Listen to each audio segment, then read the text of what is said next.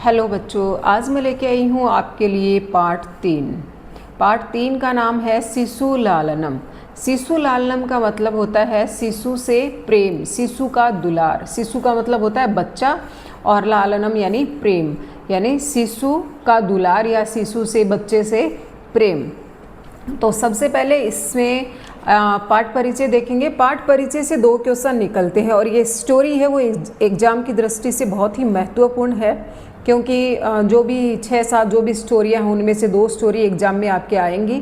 तो स्टोरी को ध्यान से ज़रूर सुनना है। इसीलिए पहले आपको चैप्टर समझाने से पहले इसीलिए आपको स्टोरी सुना रही हूँ कि स्टोरी के माध्यम से आपको आसानी से पूरा चैप्टर समझ में आ जाए।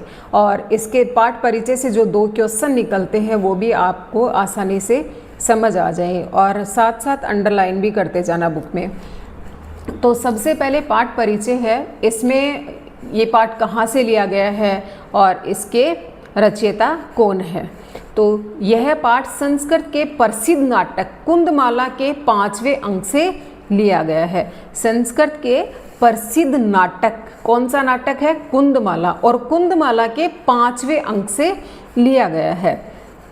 आगे इसके रचयिता है वो प्रसिद्ध नाटककार दिंगनांग है। रचयिता दिंगनांग है, ठीक है। अब इस चैप्टर में स्टोरी है वो स्टोरी है राम है और वो उनके 2 पुत्र हैं। उन दोनों पुत्रों को अपनी गोद में बैठाना चाहते हैं, पर वो अति शालीनता से मना कर देते हैं और राम उनसे आग्रह करते हैं, पर वो फिर भी बैठने के लिए मना कर देते हैं। तो ये स्टोरी है, अपन शुरू करते हैं। एक दिन राम दरबार में सिंहासन पर बैठे हैं। वहाँ ऋषि वाल्मीकि के आश्रम से 2 बहुत ही सुंदर तेजस्वी छोटे जुड़वा बालक आते हैं।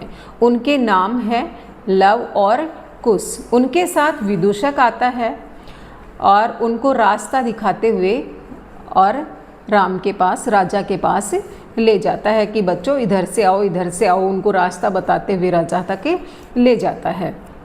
दोनों बच्चे राजा के पास जाकर राजा को प्रणाम करते हैं और पूछते हैं कि क्या महाराज आप ठीक हैं? महाराज बोलते हैं हाँ, आपके दर्शन हो गए, आपको देखने के बाद मैं ठीक जैसा ही हूँ, परंतु क्या आप हमें यहाँ कुशलता ही पूछने के लिए आए हैं? हम कुशलता पूछने के ही पात्र हैं। क्या आलिंगन नहीं करोगे? क्या अतिथि जन की तरह गले नहीं लगोगे? तब भगवान उनको गले लगाते हैं, और गले लगाते हैं तो उनका स्पर्श भगवान के हृदय को छूने वाला होता है। बहुत ही अच्छा उनको लगता है, बहुत अच्छा फील उनको होता है।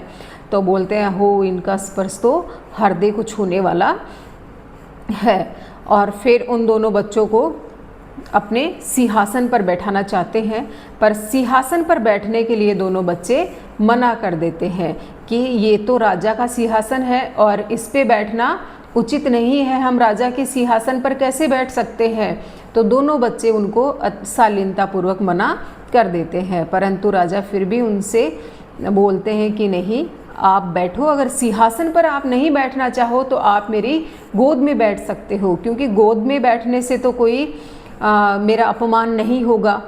और तो उनको गोद में बिठाना चाहते हैं, पर बच्चे हैं वो दोनों फिर भी मना करते हैं कि नहीं नहीं, आप इतना स्नेह मत दिखाओ, इतना प्रेम हम पे मत दिखाओ, इतनी दया हम पे मत दिखाओ। तो भगवान राम उनको बोलते हैं कि नहीं, इसमें दया की कोई बात नहीं है। बच्चे तो चांद जैसे होते हैं, जैसे भगवान शिव है वो भी जैसे केतकी का पुष्प होता है वो अपनी जटाओं में धारण करते हैं। तो ऐसा कुछ भी नहीं है, बच्चे हैं वो लालनीय होते हैं। फिर उसके बाद है राम है उनके वंश के बारे में पूछते हैं, उनके गुरु के बारे में उनसे पूछते हैं। तो राम बच्चों से पूछते हैं कि तुम किस वंश के हो और तुम्हारे सूर्य वंश के कर्ता कौन हैं? तो लव उत्तर देता है। कौन उत्तर देता है?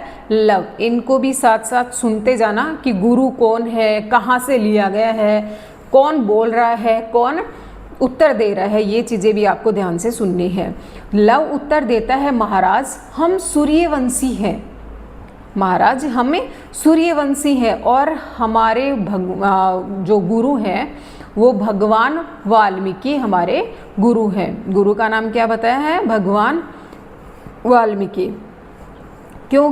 तो फिर वो पूछते हैं किस तरीके से भगवान वाल्मीकि आपके गुरु हैं? तो उन्होंने उनको उपनयन संस्कार दिया था, मतलब जनेऊ जो पहनी जाती है, जनेऊ धारण करवाते हैं, तो इस वजह से उनके गुरु हैं। फिर राम बच्चों से उनके माता और पिता के नाम पूछते हैं। तो लव कहता है महाराज उनका नाम आश्रम में कोई नहीं लेता है, आश्रम में उनका नाम नहीं लिया जाता है।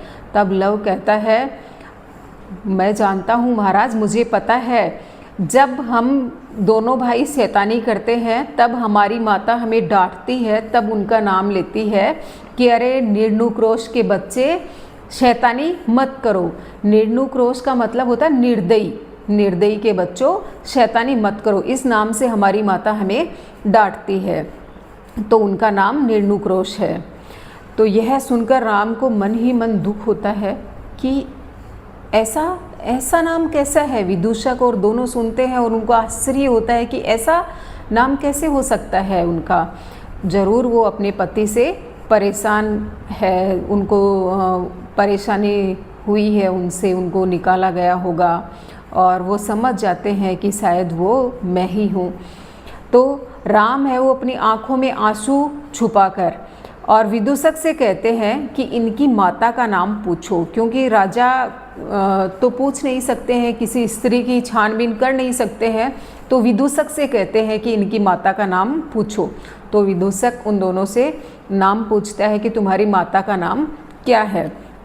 तब लव कहता है कि उनके दो नाम हैं, उनके दो नाम हैं। आश्रम के लोग हैं वो उन्हें देवी के नाम से पुकारते हैं, जो आश्रम में रहने वाले जितने भी लोग हैं वो उनको देवी के नाम से पुकारते हैं, और हमारे गुरु वाल्मीकि हैं वो उन्हें वधू कहकर पुकारते हैं। तो उनके दो नाम बताए गए हैं। राम को अब पक्का यकीन हो गया कि ये दोनों तो तुम्हारे ही बच्चे हैं, क्योंकि वो दोनों जुड़वा थे, एक जैसे थे, वंश भी एक ही था, सूर्य वंश के ही थे, राम भी सूर्य वंश के ही है, तो सब समान था। तो राजा को हर वो सारी जानकारी जितने भी ली, तो उसके ज़रिए उनको ये लगा कि ये तो दोनों मेरे ही बच्चे हैं। फिर सारा ये हो गया। उसके बाद राम अचानक से कहते हैं अरे अरे हम तो बातों में ही लग गए, और ये बच्चे तो दोनों हैं वो गुरु वाल्मीकि द्वारा लिखी गई रामायण की कथा गाने आए हैं, तो कथा शुरू करवा दी जाए। तब लव और कुश अपनी सुरीली आवाज़ में वीणा बजाते हुए रामायण का गान शुरू करते हैं, और पूरी सभा और राजा राम उस संगीत में मंत्रमुग्ध हो जाते हैं। राम कहते हैं यह कथा बहुत पवित्र है और यह सरस्वती का धरती पर पहला अवतार है। तो यहाँ समाप्त हो जाती है ये कहानी। तो इसमें से आपके 2-3 क्वेश्चन हैं वो फिर से मैं आपको बता रही हूँ कि पाठ का स्रोत सबसे पहले तो ये कहाँ से लिया गया है कि यह पाठ कुंदमाला के 5वें अंक से लिया गया है। सबसे पहला क्वेश्चन निकल रहा है कि यह पाठ कुंदमाला नाटक के 5वें अंक से लिया गया है, और इसके लेखक का नाम है दिंगनांग, और उनके पिता का नाम क्या बताया? निर्णुक्रोश। निर्णुक्रोश का मतलब होता है निर्दयी, और माता का नाम आश्रम में देवी और वाल्मीकि जी द्वारा वधू के नाम से जाना जाता था उनको, और उनके गुरु का नाम क्या है? भगवान वाल्मीकि।